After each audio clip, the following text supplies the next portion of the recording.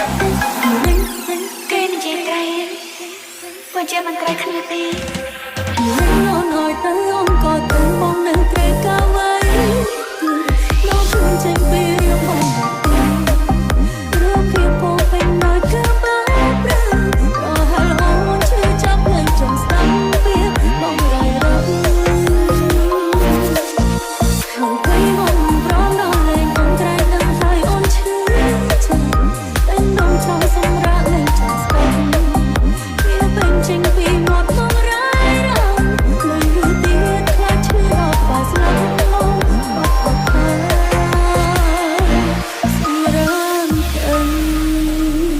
This is Nah Boy Sad. គេនិយាយក្រៃ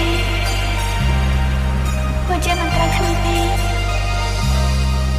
គេបដិសេធខ្ញុំរួចហើយតែខ្ញុំនឹងគិតថាយើងជាកូននឹងគ្នា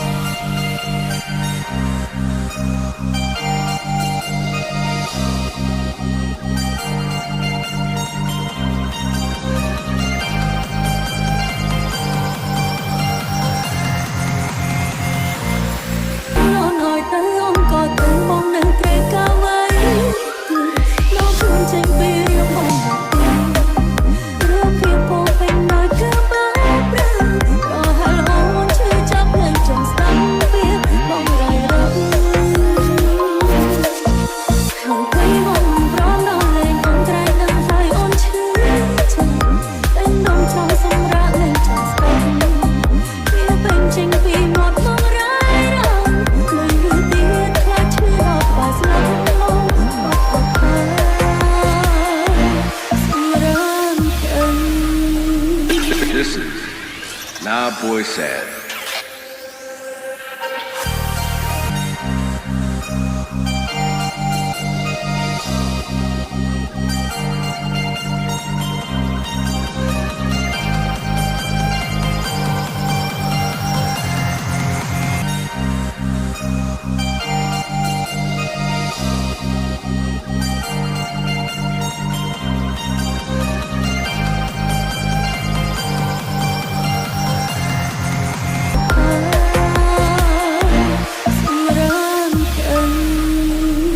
This is Nah Boy Sad.